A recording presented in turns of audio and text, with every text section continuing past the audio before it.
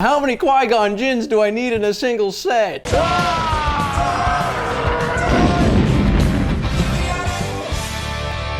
a piece of junk.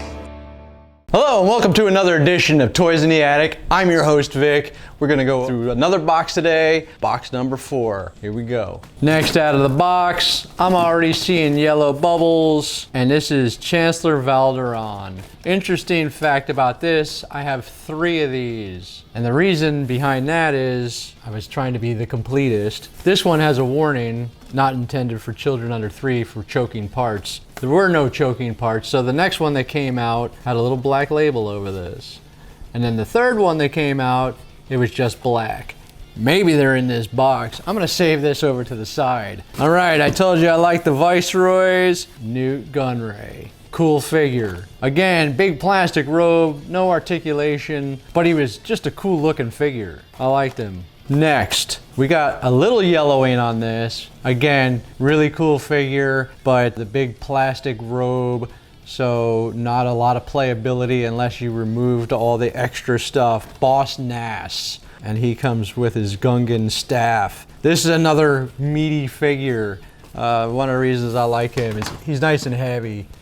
Here we go. Battle droid with blaster rifle. So, first battle droid out of the box. We've already seen the battle droid commander, so we're on our way to starting this army. Okay, like I called it, Chancellor Valderon with black tape. So here we go. Warning, black tape over the warning. Next out of the box, probably my favorite character from episode 1, that's Qui-Gon Jinn. I thought he was a cool rebel Jedi, did his own thing. I respect that. Here we go. Gascano, another pod racer, and he's got his pit droid. We're on our way to completing this. Next up, out of the box, Luke Skywalker in Stormtrooper disguise with Imperial blaster.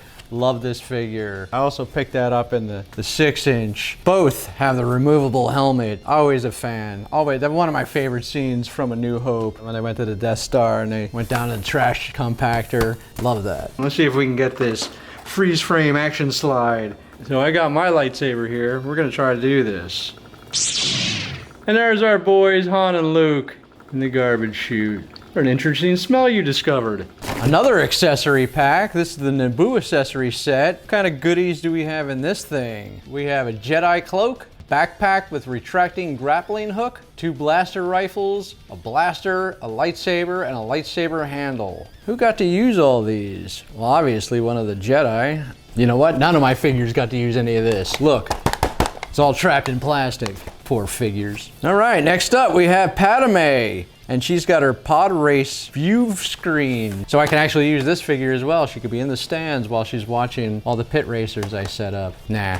All right, this is my 3rd 8-year-old Anakin. I must have really liked this kid or something. I was trying to complete everything, so obviously I had to have all of them. And this one, he's got a cloak on. He's got a nice robe. Do you remember Anakin wearing a robe in episode 1? Yeah, that's why some of these are really funny, because they make no sense. Here we go. One of the things that I really don't like about collecting figures in a line is I have no need for 13 different Han Solos from the same set or 13 different Chewbacca's. Like, I would like to have some of the other characters before we have to go repeat. I know you guys feel the same way I do. Here we go, episode 1. This is the 3rd Qui-Gon Jinn out of the set. I mean, Qui-Gon's awesome, but I don't need 3 of them. I would have rather seen some other characters before I got to have another Qui-Gon or 3 8-year-old Anakins. What's that all about? Here we got Rick Ollie and his helmet and Naboo blaster. And I want to say I have 2 of these because, again, being a completist, I want to say the blaster was in the other hand, so I had to have both.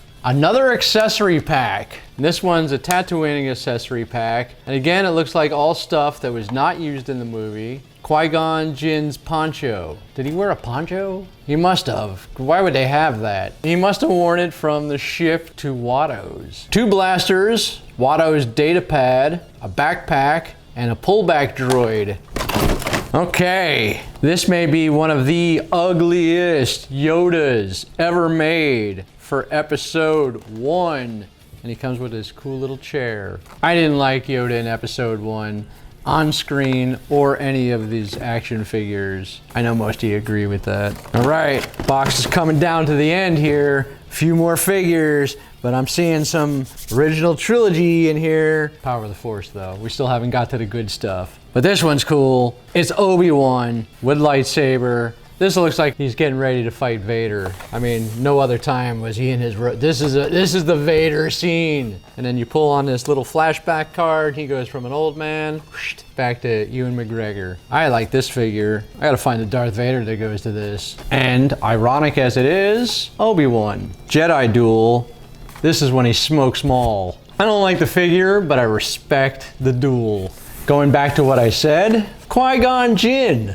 Now, I'm glad this guy was my favorite character in the movie, but how many Qui-Gon Jinns do I need in a single set? If you're a kid, why, you know, how many, we gonna have Qui-Gon fighting 13 different Obi-Wans? That's silly. Who made these? Hasbro, get it together, man. We want variety. We don't want the same figure over and over again. Oh, Destroyer Droid with battle damage. Now, I love the other Destroyer Droid. This one is supposedly damaged. Oh, he's got a couple bullet holes. This one's cool. I'm gonna break both of these out. This could be nice bookends somewhere. All right, the Sinister Darth Sidious, Episode 1. I like this Darth Sidious. This is probably one of my favorite Emperor figures because he's not a decrepit old man yet, so he's just evil. This one saddens me. Yellow Bubble, Captain Tarpals. Didn't like the Gungans, but liked Tarpals. And now he's yellowed. Okay, last in the box, looks like 3. First out of the box, Gurindin, the snake who notified the Empire and let them know that the Millennium Falcon was in the hangar bay. This guy should be shot. Unfortunately, the figure doesn't look nearly as cool as the character did. The snoot's not long enough, it just doesn't look right. But I was glad to have that character. Next up out of the box, here's an R2-D2 with launching lightsaber. So, launching lightsaber, we know this is from Jabba's sail barge. In the flashback photo, it goes from R2 in Return of the Jedi to R2 and his Naboo fighter in Episode 1. I used to think this was a really cool R2, but now looking at it, I don't like it. R2 Jr. And last out of the box, it's a good looking figure. This is C-3PO, but realistic metallized body and cargo net. So this is from Return of the Jedi, when he's on Chewie's back. And this is cool too, because again, all his parts come off. That's cool. And it's metallized. And it's in plastic, so I would never really be able to tell. And that concludes another episode of Toys in the Attic. I'm your host, Vic. Thanks for joining us today. And may the Force be with you, always.